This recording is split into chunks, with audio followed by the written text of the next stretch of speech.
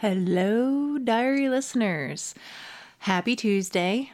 This week I am going to record a personal entry. We are calling this week's diary entry with me Permitted. And yeah, you'll know why in a little bit. Welcome to the Apprenticeship Diaries, where raw meets refined. Let's be real, we're still working on refining.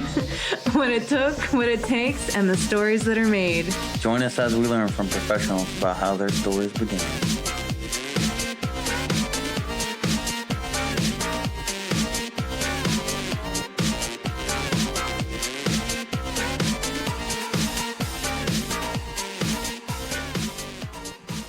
All right, listeners. I don't anticipate this to be very long. I just wanted to check in with all of you. As you well know, I'm trying to be more present on the podcast as your host, as somebody that you can get to know as a personality.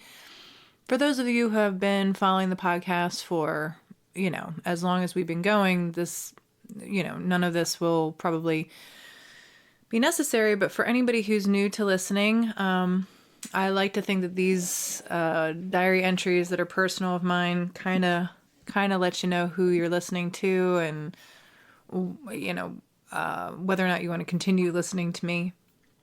But recently I have been doing something that's pretty fun and something that I think is really good to do. I have been trying to officialize my gun safety awareness and particularly handgun safety and getting handgun permitted here in Maryland. And as much as the laws are constantly changing, right now you still need an HQL in order to purchase a handgun. That is in the process of being struck down to get a handgun, but in the meantime, I'm not really against any of these things because, the damage is already done as far as I'm concerned, and I'll go into that in a second. But a lot of the reasons why people are resistant to an HQL is because one of the things that you have to do with that particular permit and licensure is get fingerprinted and be on a registry that can be looked up. Now, the premise being that, and I do happen to agree with this, that you should fingerprint criminals. Now there's two modes of thought, if you're easily accessed and looked up, then that can be used in the case that you go missing or something happens to you. But then there's also the whole, why do they need all that information on me? What did I do? I'm trying to be a concerned citizen. I'm trying to be responsible, yada, yada, yada. So, my general philosophy is that all of this stuff is, it's like the whole question about tattooing and this profession in terms of, the idea of whether or not there should be schools or licensure per the state and certain amount of regulation and things like that. For example, I am actually, and the reason why I said that I'm kind of already screwed in this way is that I had to be fingerprinted in order to be licensed in Rhode Island. So I am a Rhode Island licensed tattoo artist, and in order for me to have that done for my profession, I had to have a legal background check done on me. I had to pay $35 to have them run my fingerprints, and then basically I had to have a form sent in that was a legal background check to Rhode Island State Board, and they had to clear me, and they had to say, okay, you're fine. We'll give you a license because you don't have any black marks against you. So just to give an example, and that's why I'm saying that I think that I'm already in the database. They already have my fingerprints, and so it's already done for me. So that's kind of why I'm taking the position I am. I think it's a very even balance of things. Overall, my general perspective is, now having gone through multiple forms of schooling, education, licensure, etc., is that these things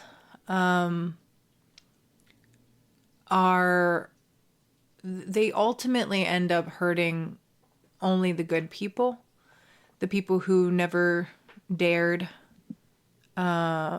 be irresponsible or hurtful in general. Essentially, the way to break this down in a nutshell is that if you're looking to thwart the system, you would never call a place and be like, well, what are the boundaries here? Like, you wouldn't even care about the boundaries. It's like the same as people in their tattoo shops that post signage everywhere, and they think it's gonna corral delinquency, like don't be like this, use this store. Fact of the matter is that if people were prone to reading as a word of thumb, or like a rule of thumb, and if they were the kind of person who observed something before they jumped right into it, they would not be the problem that they are. So whilst you might catch on a few people by posting signage, and you might educate a few people in that way, the majority of people who were your problem will continue to be your problem after you've taken this added step to try to corral things. And essentially, if you're dealing with somebody who just is going to do what they want regardless, and they're kind of motivated that way, and they're really, personally motivated to do what they want, and their only reasons are because they want to, you're not really going to have much ability to affect that mind and bring them to more of a conscientious, communal sense of awareness, because that's not how they're wired anyway. It isn't to say that that person is beyond changing. I think it's just hubris to think that you're gonna have much chance of doing that with a sign or with a licensure or with any of these other things that people try to enact to kind of wrangle the situation. I do think that there's a balance, and I do think that there is a good reason for all of these things in a grand sense, but it's all basically about accountability, I think. And I think that that's what I'm learning as I'm kind of going through these courses for gun safety. For the first one I took, and I do want to shout out both companies that I have been working with. They're both excellent, and I would like to talk to everybody a little bit about them and kind of give you guys like a few things that you might not have been aware of, just offhand, as a as just something that you might not have known that might prick your interest and want you, to go and get your permits and do these things in respect, because there's a lot of education that you are exposed to. And I definitely, for me, want to know, like, I want to know even beyond what what the rules are. I want to have like a practical knowledge of the things that I'm doing. And I also want to see how they're teaching, what the regulations are, how well the regulations work, what the boundaries of all these things are. But I do want to shout out the two places. So the first thing I did was do my Utah carry permit, which is it allows you basically a blanket qualification for 36 states, at least as of right now. 30 really solidly. I think it's because they're constitutional carry states, but 36 in general. And the one that it covers that Maryland actually doesn't cover, which Maryland covers a lot of them too, is Delaware. Delaware is a weird, quirky state that you have to have, I don't know, like extra, I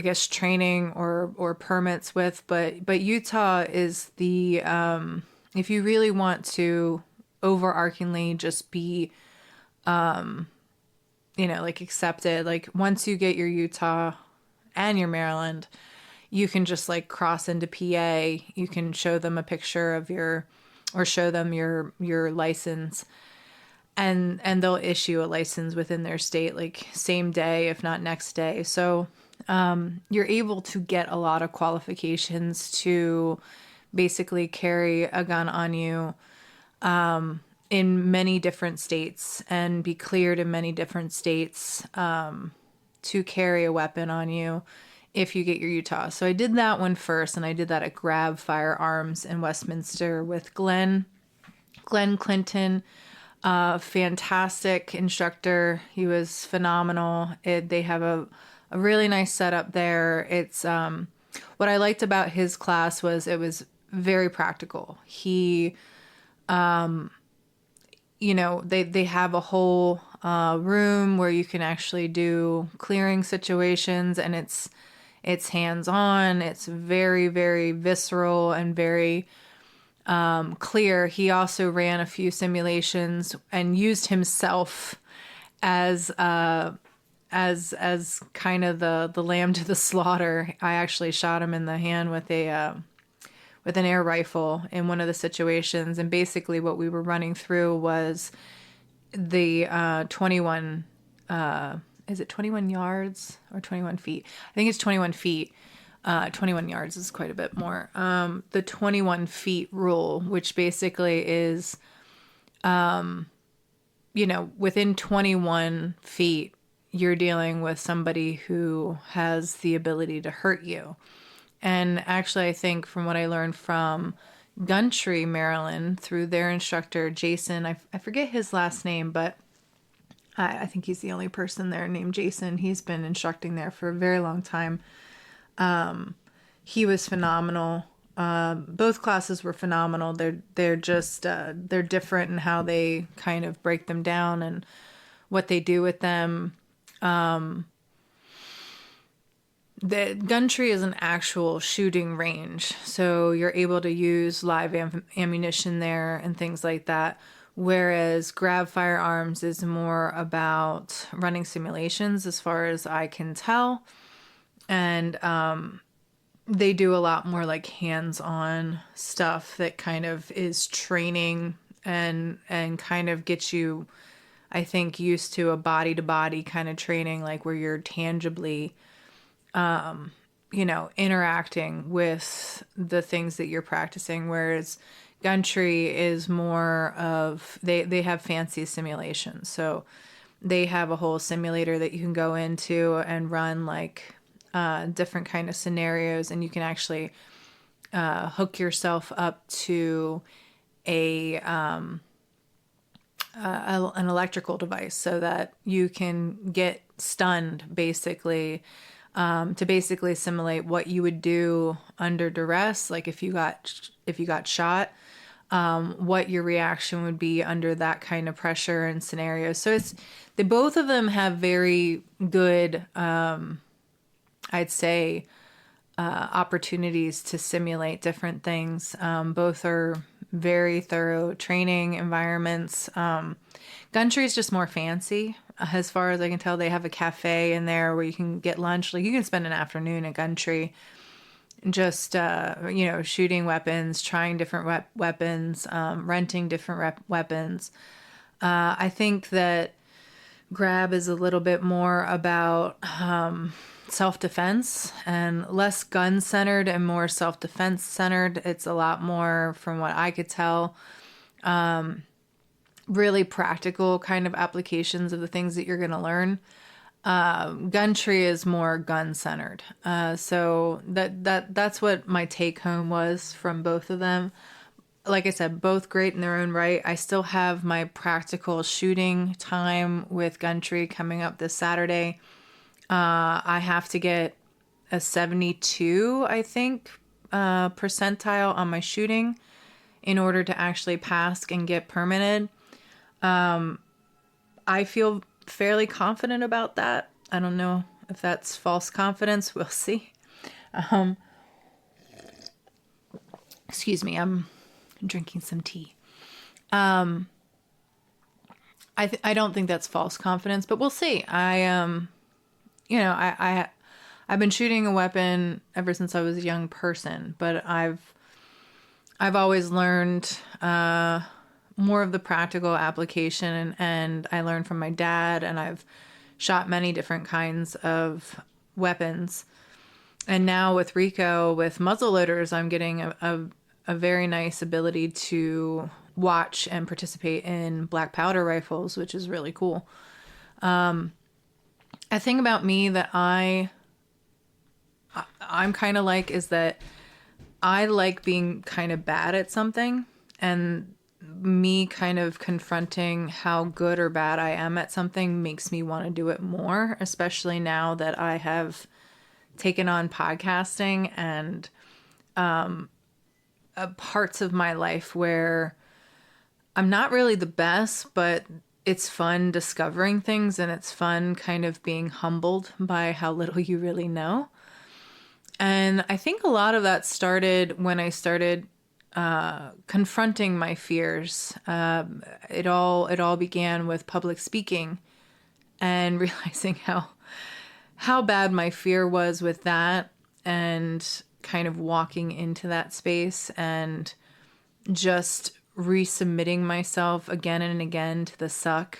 And then after that, it was jujitsu, which I did a year of, and I don't think I've been more humbled than jujitsu.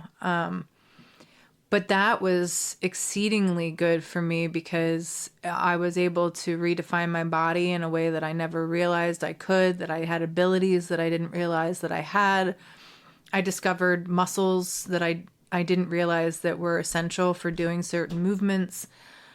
I've since lost a lot of those things, but just the awareness that I can actually tackle some of those things and what is required in order to get that back is amazing. And then also, just as I'm talking about the weaponry kind of thing, what I'm actually like under certain duress. I realized I panic quite a bit, a lot more than you think you ever will, because you're just simply not put in these scenarios, and until you are, you really don't know. You don't have perspective for any of these things. I mean, just for example, I didn't know how utterly heavy a person can be. Like, when they don't aim to let up on you, when they are seeking to fully attack you, how heavy a body can be. I've lifted things that, weren't living anymore, like animals, and it's different when there isn't life in anything anymore. What you realize is that your animals were, again, when they were able to articulate their movements and stuff, they didn't put their full weight on you or anything. But when you feel something that's just literal dead weight, the amount that feels like, it's crazy. And you're feeling it all at once. And then on the more aggressive end of that, when that dead weight is actively trying to be heavy. I'm sorry, guys, if you're hearing a lot of sound. That would be Rico walking around upstairs. He is, and as we're talking about weight, he's now officially 250 pounds. So that's my house dealing. Can you hear it? Dealing with him. I mean, it's just like I have a bull walking around my house perpetually. God love him. But yeah, speaking of weight, it was kind of appropriate. So now if you guys hear that, I can't control it. It's just my house. And that's another thing, like, within all this conversation of like preparedness and stuff, like when you start tackling these things, you start looking at scenarios and your lifestyle in a much different way. One thing that I do like about my house is that it isn't soundproof. I know it's a bummer for recording and you get a lot of background noise that, is not really ideal for this kind of thing. But as far as like a survival, safety, all that stuff kind of thing, in that respect, I have really appreciated my house because it's not soundproof at all. I can hear things that take place in my house all the way from up top of my house, in the very, very, very top of my house. I can hear things that are happening in the basement. So I kind of like that because I know that being, in the highest point of my house is a advantageous place. They always talk about in situational kind of attacks, being on high ground. That's what that's really about. So when you start thinking about this tactical maneuvering and strategy, it puts your brain in a much different space than it's used to thinking about. And again, that's a balance too, because I don't think that you should be too defensive, but you should be ready to defend.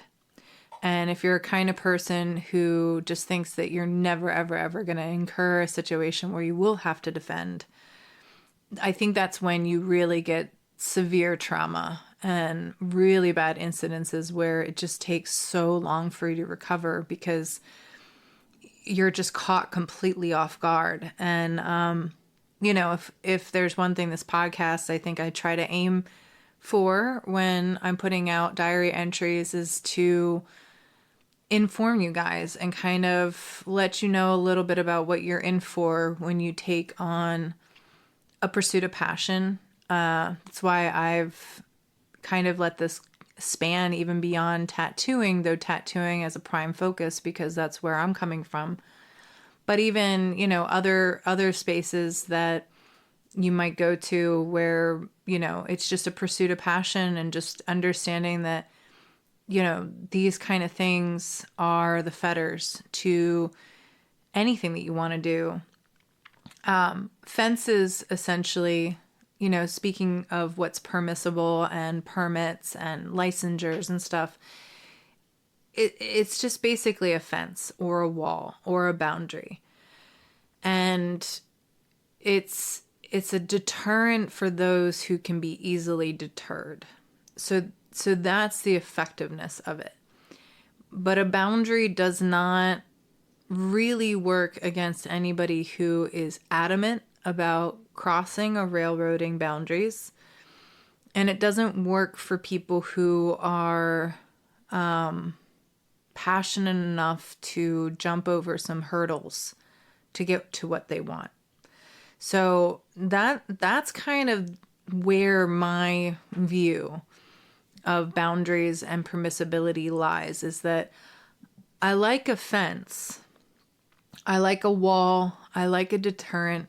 I like something that will kind of, screen who is most passionate and who is just adamantly not interested. And I'd rather not field the full extent of interest that people might have. I'd rather deal with the most passionate, the most wanting. And that comes down to every single point of my my philosophy. It is in gaining my clientele too. I'm going to take another sip, so pardon me for being rude and for this moment. So I posted recently on Nextdoor, which is a social space for neighbors and neighborhoods. I wanted to inform the people that are around me that might be, I don't know, seeking tattoos or wanting to get a tattoo of the status of licensure in Maryland, which is essentially that there isn't one. I wanted them to be aware of that.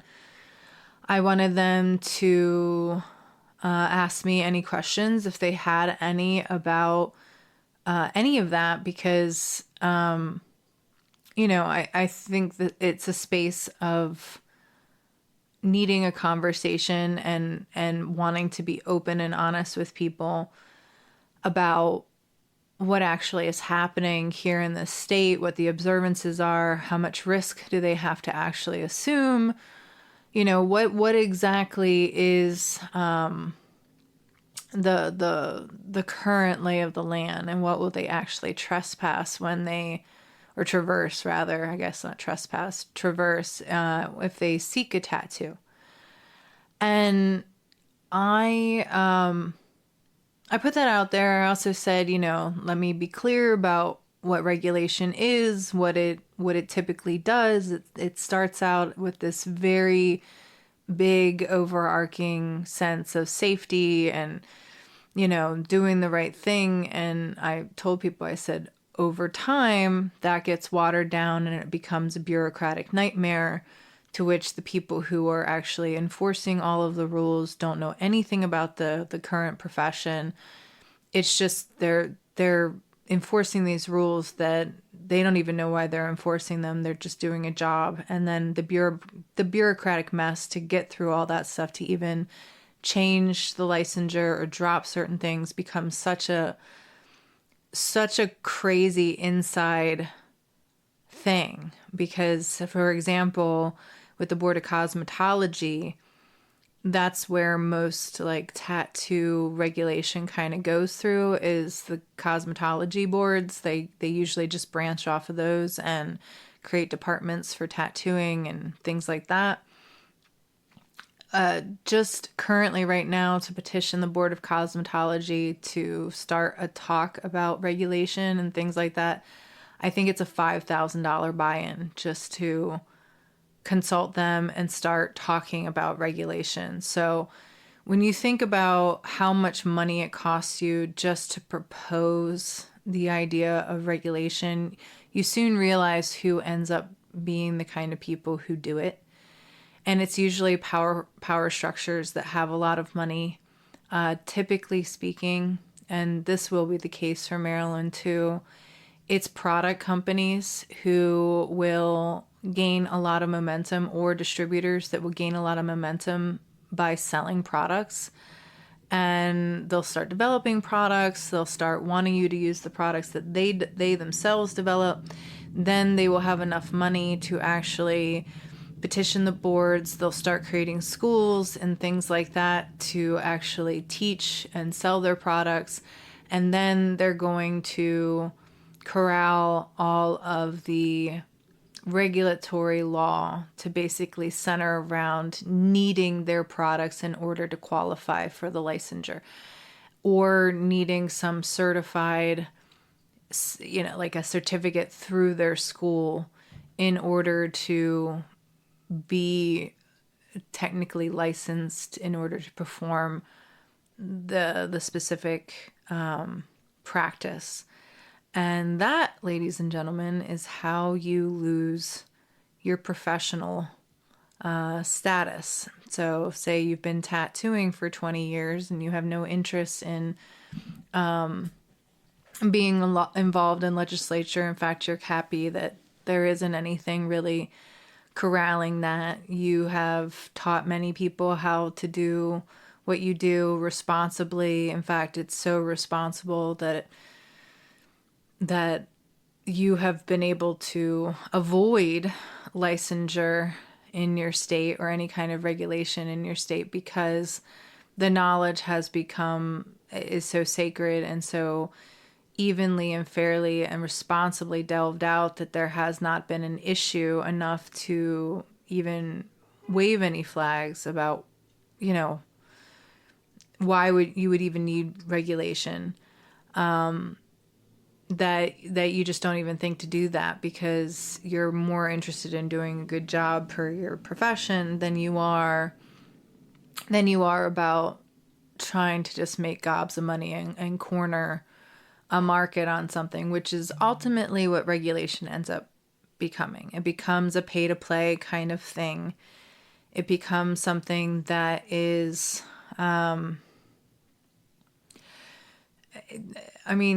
it goes beyond a wall at that point. A lot of the times it doesn't quality control so much as it does just make it something that where you have to pay to get over a certain hoop. And then, anybody who doesn't is on the wrong side of the regulatory board and legal system. And it has nothing to do with how good they are. It just has everything to do about how much they played ball.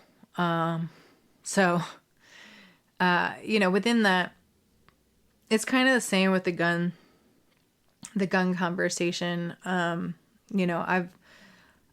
been around people who practically know so much about weapons and guns, and from different times in our country where the laws were much different and it was a lot more accessible for you to gain access to weaponry and to own it. And they were really responsible and very knowledgeable. My dad being one of them. I started shooting when I was around it was 10 years old, I think I was. I started shooting. It was nothing crazy. It was a .22, which is a kind of caliber that doesn't have a lot of recoil. It doesn't jostle you when you fire it.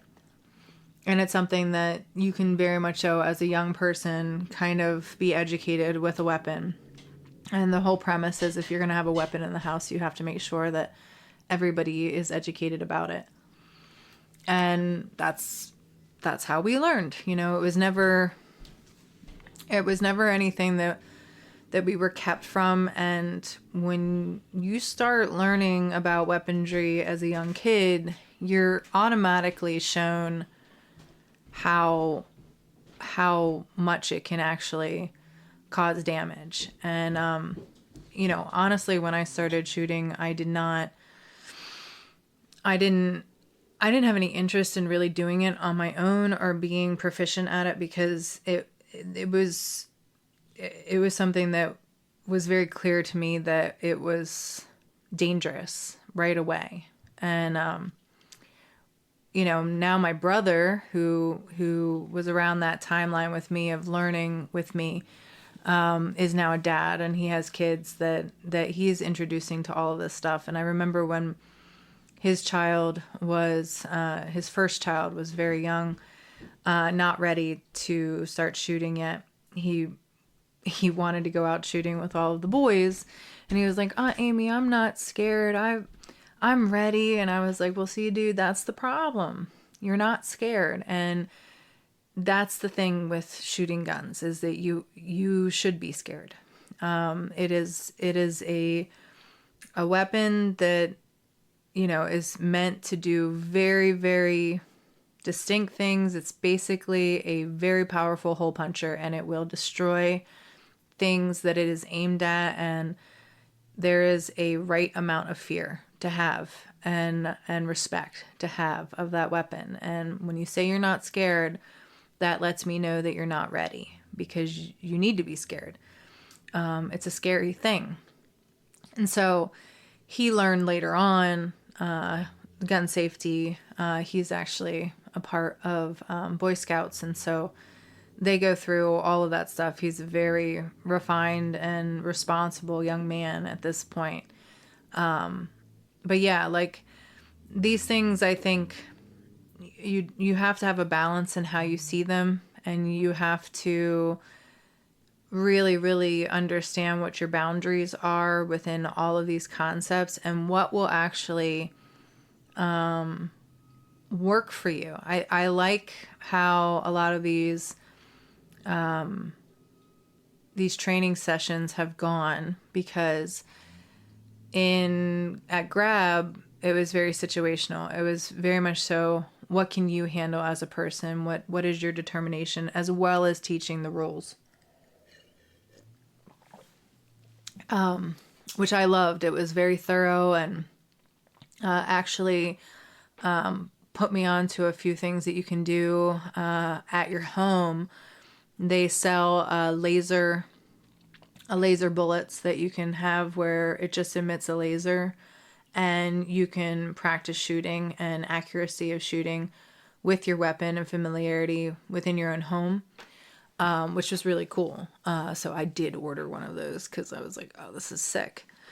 There's also like dummy bullets where you can practice loading and unloading and things like that to really teach about how to handle your weapon and things like that. So I really appreciated that about Grab. Same thing with Gundry. They were really big about teaching about the gun. More of that I think is going to happen next week when we actually get into shooting. But with Gundry, it was, the biggest thing was like, hey, understand where this is going to lead to ultimately.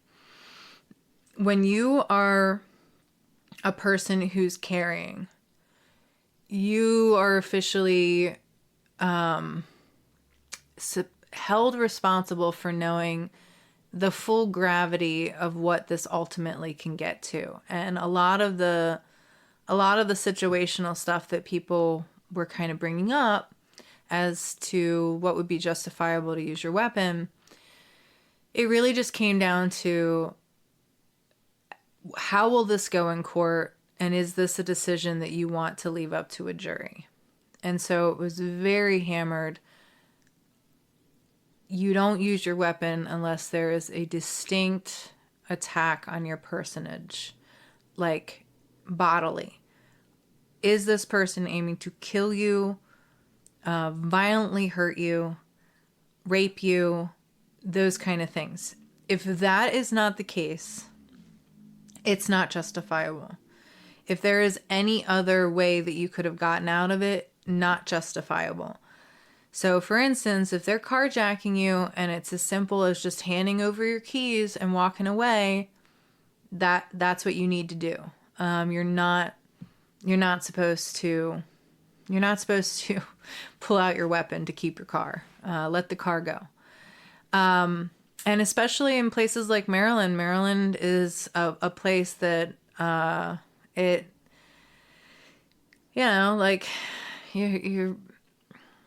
you're gonna be scrutinized for how you defend yourself and what is seen as a basically justifiable cause for the actions you take. So, and that was another thing that was brought up, is that know that if you take any kind of force like that with somebody, you will be arrested, because it will be a matter of proving your innocence at that point. And that was the other thing that was great about Gundry, was that they brought in a USCCA representative, which is basically an organization. They'll train people who teach gun safety and things like that. I don't know how much actual practical knowledge they have to have in order to be certified to teach gun safety and awareness, but I did actually become a member of USCCA, USCCA is the acronym, because they are essentially, they really back you up in moments where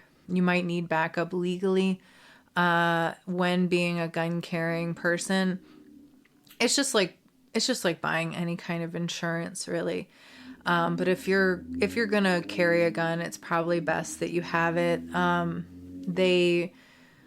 They'll offer you the best lawyers if you're ever in a situation like that. And that's the thing to just kind of know about any of these kind of regulatory bodies. I think people think that the more laws that there are, the less things will happen. And yeah, to some extent.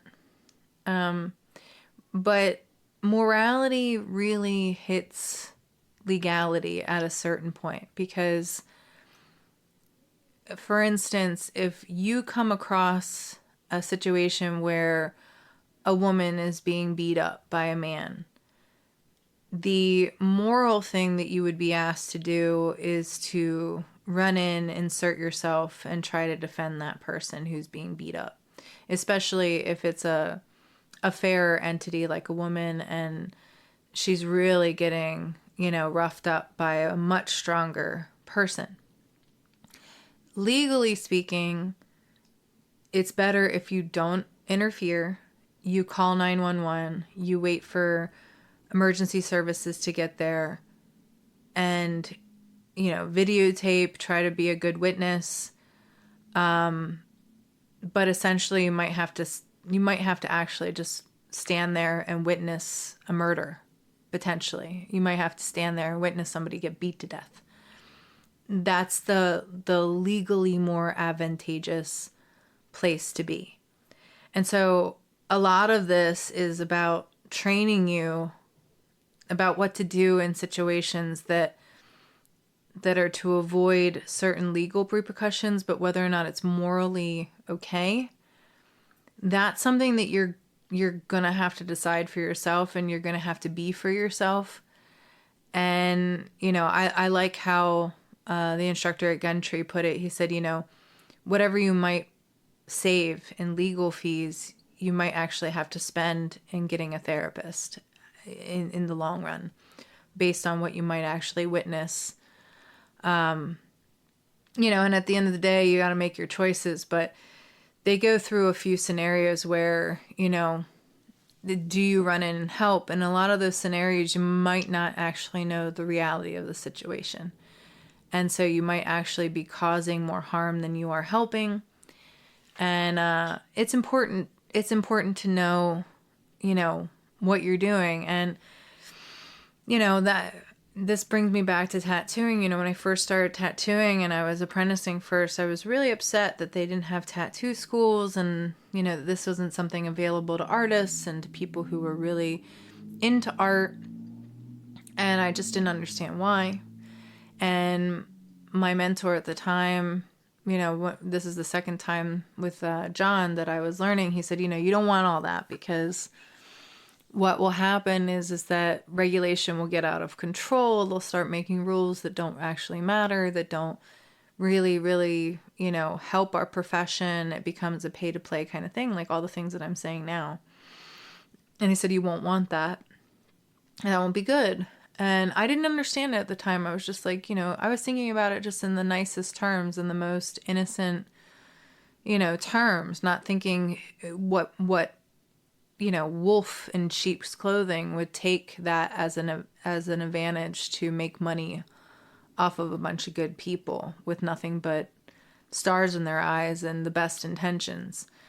And he was right. He was 100% correct. And, I've since learned that it's a very delicate balance between playing ball, keeping your awareness up, kind of understanding how far these legalities go in terms of what it means and what it will provide you.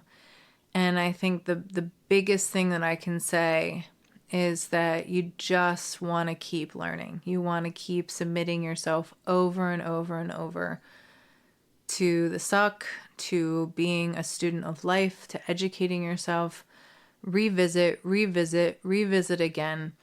And so as much as I am a person who has shot weaponry since I was a very young person, for me, it was important for myself to go and actually officially get permitted in these things.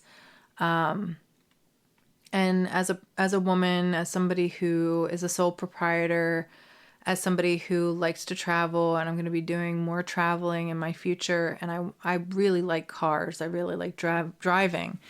I I think it's important for me to have the responsibility of knowing how to defend myself with a gun and just know what's best and be regularly practiced in that area. I am trying to encourage the people of my community to do the same thing. Just my little area of, that I live in Owings Mills, trying to put it out there, shout out the spaces that I'm learning from. But it is expensive, y'all. Like, it's, to take these classes, I think they're $150 a piece, $150 a piece. Not for the Utah. The Utah was $95. The actual permit is I think it's $65 that you get charged on top of the class. In order to do my course at Gundry, if you have to rent a weapon, it's and buy ammo, it's around $60 some. And that's just to pass and take the course and actually, show your proficiency. And then I'm sure there's a whole other charge on top of it for the actual application. And then there's renewal fees. There's fees that if you change location, like if your address changes, it's $20 to change your address on your permit. And they're just fees on fees on fees. And still, if you do jury duty, they only pay you $15 a day, which I just love. But, this whole podcast, I really just wanted you guys to know about the few places and the few companies that I have been submitting myself to. It's been very refreshing to be in a classroom setting again. I have to admit that I thoroughly love learning. I thoroughly love being in a classroom. I think if I won the lottery, that's all I'd do. The other thing that has been a regular thing that I actually had to miss the other day, but it's just become, in the few times that I've been able to make it, such a great thing, is doing the Monday night exercises on reinventing the tattoo. Please, please, please, please do it. You'll thank yourself a million times over. It is really not expensive for the kind of education that you're going to get, the kind of access that you're going to get to very hands-on critique and influence of other tattoo artists. Sandy is amazing. She leads most of the conversations. Also Killian Moon, who's been on here, does a lot of continuing education there. Guy Atchison will sometimes drop in. I mean, that is he is the godfather of so much in this industry. If you're an artist and you just want to know more about tattooing, if you're a tattoo artist and you just want to keep scaling, which I hope you do, it's just a great way to keep yourself fresh. I know recently I had a tattoo that I thought I had planned everything, and it really wasn't. It didn't work out the way I had wanted it to. It's not bad. I still get rave reviews from anybody who looks at it, but it didn't go as I thought. And now my client is asking about different things that we can do for it. And that's not really what I want, is that to already have lines committed to a tattoo, and we're trying to change it as we're going.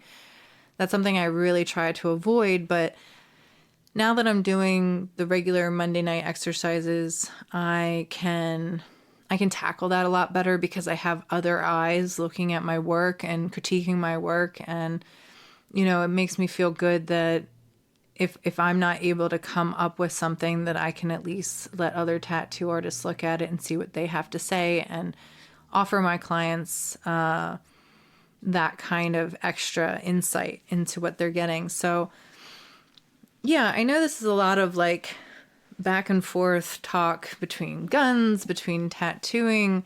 I think it's kind of funny that for a long time our tattoo machines were called tattoo guns. So I think the cross-pollination is kind of nice.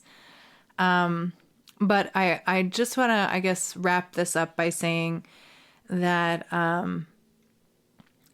the more education that you can have in things, the more that you can actually submit yourself to your fears, walk into them, do it slowly and do it measured, and expose yourself enough to just to have a very real perspective of what you're doing, and submit yourself to classes and things like that guided by people who have been doing it for a very long time. I think that that's the best way to go about stuff, and keep yourself limber, ready for it. Just having a permit or just having a piece of paper or just having something like this is not going to allow you to stay current in the things that you're doing. For example, I am currently licensed as a master barber, but if I were to, I don't know, like at this point, I could technically teach somebody how to be a barber and I could guide somebody through that. But I haven't been a professional barber for over a decade. And before I were to do anything like that, I'd want to work as a barber for at least a year to get in touch with the current technology, the current things that people are doing, to have a rhythm of, what everybody experiences as a present day professional. Like I wouldn't, just because I'm licensed doesn't mean that I am savvy in what is currently going on. Same thing with color and things like that. The color systems that they have, the technology within hair color, body waves, perms, these chemical processes that they come up with all the time. These things advance continually. The tools that are used continually. I remember when ionic hair dryers came out, ceramic flat irons and things like that. Just different products, different technology that comes out that really does influence what you're able to do on your own as a person and what you can actually sell and provide for your clients to scale the service. These are things that I am not aware of currently. So I would have to resubmit myself to those kind of things before I would ever feel comfortable putting myself in the same running as anyone else. And that brings me to in tattooing, because I'm a sole proprietor. That's the reason why I like to travel. I like to do regular guest spots. I hope everybody understands that, as much as it's kind of a bummer that I don't stick to Maryland and just deal with all of the local interests for my work, which is what I was getting at with opening up the conversation on next door. What I found was that a lot of people were like, "Oh, how can I get in with you?" Like, they didn't care about the legalities. They were just, "How do I get your work?" That's the reason why I don't stay local to Maryland too, is that I want to stay fresh and I want to see how other people are approaching the craft, what kind of things they're introducing, what kind of awarenesses are they trying to tackle and be a part of, what are their ethics, what are their priorities. There's a lot of eco-friendly options out there that I might actually experiment with and see if I like. But yeah, just stuff like that tackle different issues that you might actually have passion for and want to be about and want to grow your particular brand of person. But in terms of what classifies, I guess, you enough to say that you are aware or savvy in something. There's a lot of usage of this term expert right now, and I guess I just want everybody to understand how far that term goes. And I'm gonna wrap it with a joke that I learned, and I hope you guys can appreciate. But there was a man who went to a doctor and he said, "Doc, I have really bad headaches. It's excruciating. It's been going on for about a year now. I just don't know what caused it. I need your help." So the doctor was like, "Okay, we'll do an examination of you and we'll figure it out." So he does all of the tests and examination. He's like, "Sir, this is very unusual, but it would seem that your balls are actually pressing against the lower part of your spinal column, and that is causing a pinching of certain nerves that is causing you massive headaches. And the man is like, well, what do we do? And he said, well, I think the only thing that we can do is remove your testicles. And he's like, my testicles? These are my boys, man. Like, and the doctor's like, well, I understand that, but, you know, have you had kids? He's like, yeah, I've already had my kids. And he's like, do you want more? He's like, no. And he's like, okay, well, then you don't really need them. And he's like, yeah, man, but these are, I mean, it's kind of, I'm going to have to think about it. Well, how much will it cost? And the doctor said, well, that's the other rub. It's a very delicate surgery. I don't want to hurt everything else that is needing to be what it needs to be in order for you to have a good time the rest of your life. So the cost of the surgery is $15,000. He was like, $15,000.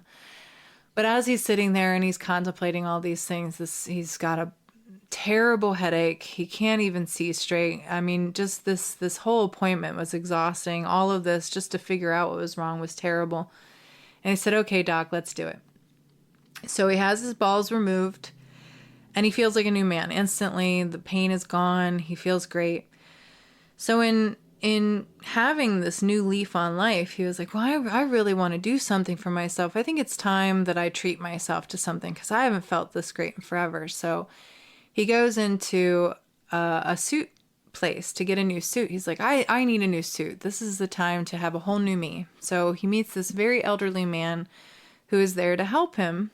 And the older man says, what can I do for you, sir? He's like, well, I'd like to buy a new suit. And he said, well, you look like 44 tall. And he's like, oh my God, that's incredible. Like, that's exactly my size. How did you know that? And the old gentleman is like, well, I've been doing this for forever. I'm sure I've been selling suits longer than you've been alive, sir. And he said, oh, well, this is great. I'm excited. So the tailor got his size suit. He puts it on him. He's like, this fits like a glove. How about a new shirt? And tailor knows the exact size of the shirt, brings it out. He's like, this is incredible. He's like, I just love this. Like, let's go all the way down to the skivvies, man. I want a complete revolution. Let's get new underwear. And he's like, okay, you're size 36. He said, oh no, I got you. That's one you got wrong. He's like, I'm actually a 34. And the sales associate, the tailor, said, oh no, sir. You're a size 36. If you were to wear a 34, that would be way too tight. Your balls would press against your spinal column and it would cause massive headaches. So, now that you guys hopefully have had a laugh, understand that an expert, quote unquote, can only tell you what they're an expert in. Did the man ultimately need to have his balls removed? Or was that just what the surgeon saw as the problem? In truth, all this man needed was to treat himself early on, and go get a new suit and talk to a gentleman who has extensive knowledge of how to fit for the right size underwear so that you don't have massive headaches. So please understand that in this world, I think the best thing to do is to never really assume that you're an expert in anything. Get a multi-point perspective about how you're tackling a situation. Look at all things from as many different angles as you possibly can. And even then, I wouldn't really necessarily claim to be an expert. Strive to be a student of life. And just realize that as much as it is permissible doesn't mean that it is morally okay. That the permit doesn't necessarily mean that it's going to safeguard you from anything. So that's the short and the long of it this week. I hope that you have a fantastic rest of the week. God bless you all. If you need any help with any of the things that I talked about, whether it be an apprenticeship, Utah license, USCCA, Gumtree, any of these things, if you just want like a personal, I don't know, questionnaire, or if you have anything that you want to throw at me, please feel free to reach out. You can email me at theapprenticeshipdiaries@gmail.com, or you can DM me on the_apprenticeship_diaries on Instagram. There's also, you really can find me a lot of different ways, but if you go through those routes, I'll probably be very apt to respond to you. I look forward to it. And if you want to give me any more information that I didn't talk about, please feel free. I would love that. But either way, God bless. Have a great week. And I love you.